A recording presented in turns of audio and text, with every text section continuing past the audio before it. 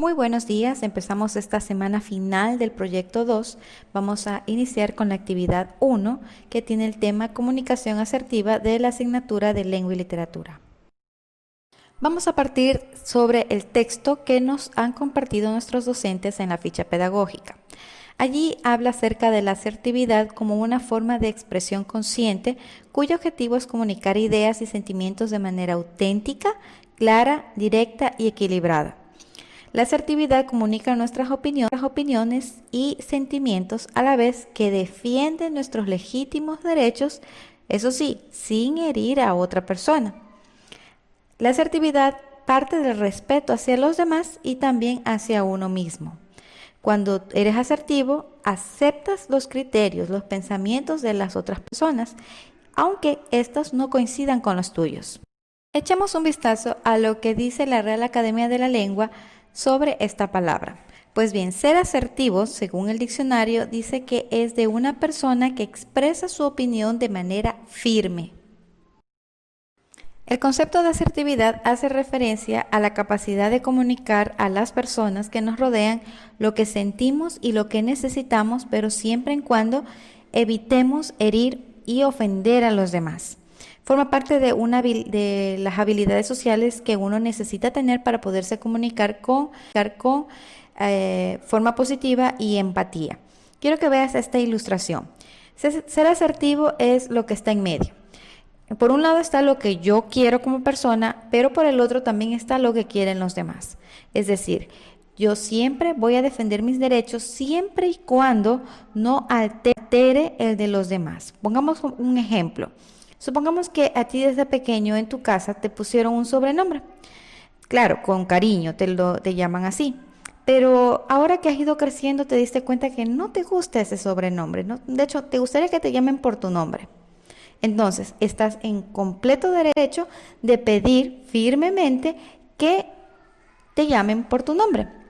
Ahora bien, tampoco estás en el derecho de insultar a las demás personas o comenzar a inventar apodos a los demás solo porque usan un apodo contra ti.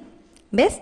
En ese momento eres asertivo. Cuando dices de manera firme, no me gusta que usen ese apodo en mí. Por favor, llámame por mi nombre. Al decir eso, estás siendo asertivo y no estás hiriendo los sentimientos de las demás personas. Ser asertivo puede ser muy beneficioso, de hecho es lo ideal en todas las personas. Para que tengas una idea, por ejemplo, hay ciertas personas que les gusta un equipo de fútbol, mientras que hay otros que les gusta otro. Pero el hecho de que no te guste lo mismo que los demás no significa de que vas a atacar o te va a gustar de que ataquen el equipo que a ti te gusta. Entonces, la asertividad te va a ayudar a tener empatía y a tolerar el pensamiento de otras personas, aunque no coincida con el tuyo. Te va a ayudar incluso cuando seas adulto en el trabajo a tolerar a las personas, porque recuerda, no siempre vas a trabajar con personas que te agraden. Ahora, entre los beneficios de la comunicación asertiva está el hecho de que va a ser muy bueno para tu salud, tanto física o emocional. Va a tener un impacto positivo en el sentido de que vas a evitar el estrés e inclusive enfermarte, que puede afectar a varios órganos de tu cuerpo debido a que te puedes enfurecer con facilidad si es que no eres asertivo. Además, vas a tener una mejor autoestima, vas a comprender tus propias emociones y vas a respetar las de los otros. Es decir, todo esto se traduce en satisfacción a nivel. Con esto en mente vamos a pasar a la realización del ejercicio número 1. Vas a leer con atención el cuento Los 6 ciegos y el elefante. Si no tienes en físico, te recomiendo que pongas pausa y leas el cuento.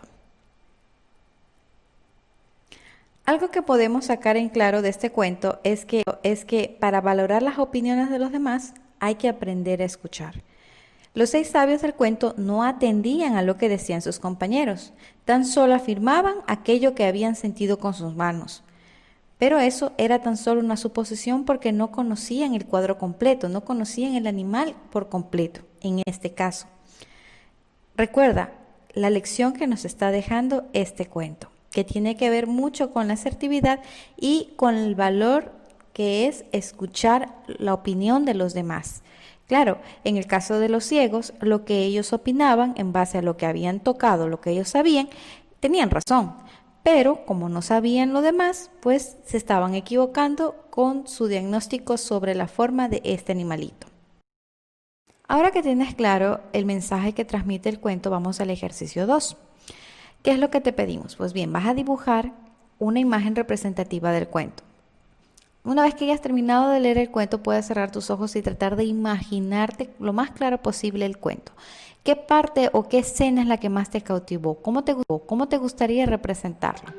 Vas a hacer un dibujo, no tiene que ser un Picasso, basta con que se comprenda la idea de tu mensaje. Te recomiendo que lo hagas en una hoja grande, de ser posible A4 o en un cuaderno grande. Y más adelante vas a exponerle a tu familia el mensaje que te dejó esta historia.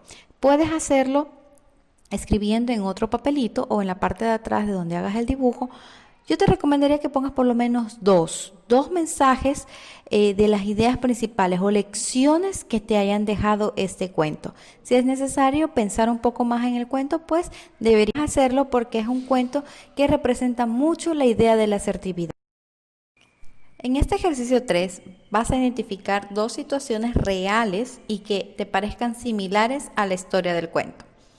Recapitulemos. En el caso del cuento se trataba de personas ciegas que obviamente no podían ver todo el entorno y que solamente con lo que palpaban trataban de sacar una conclusión, es decir, con el poco conocimiento que ellos tenían. Ahora, a ti te pone un ejemplo. ¿Cuál es la idea que tenemos sobre el COVID-19? Pues bien, para que te acuerdes, hay personas que dicen que han tenido el COVID y de hecho que tienen pruebas y todo, pero que no coinciden los síntomas con otras personas. Es decir, a algunos les da fiebre y dolor del cuerpo, mientras otros no tienen ni fiebre ni dolor del cuerpo, sino que se enronchan. Está comprobado de que los síntomas son diferentes y por ende han habido muchas discusiones entre personas diciendo de que quizás el vecino no tuvo COVID, pero él sí tuvo, porque él sí tuvo un síntoma, pero el vecino no. Entonces, en realidad es muy probable que todos ellos hayan tenido el COVID, pero como los síntomas son diferentes, no significa de que el uno tenga razón y el otro no. Por eso te ponemos como ejemplo este caso sobre la idea del COVID. ¿Sí? También otro ejemplo que podrías utilizar, ¿cómo imagino que es el sabor de un alimento desconocido? Hay diferentes tipos de frutos que nunca hemos probado, es más, y hay personas del otro lado del mundo que si le presentamos una naranjilla o le presentamos un tomate de árbol van a estar asombrados de qué fruto es ese. Lo mismo pasa con otras frutas que existen en otras partes del mundo y que nosotros nunca hemos probado y simplemente nos podemos guiar por cómo luce o cómo se ve. Entonces, de la misma forma, solamente podemos a veces sacar conclusiones con lo poco que sabemos, pero no somos omniscientes, no conocemos todo. Y por eso es necesario que preguntemos y escuchemos lo que nos digan los demás. Quizás no hemos probado nunca una fruta, pero sí conocemos a alguien que sí la ha probado y le podemos preguntar y sacamos una conclusión que podemos unir con la idea que nosotros ya tenemos. Bien, entonces, ¿qué exactamente vas a hacer con este ejercicio?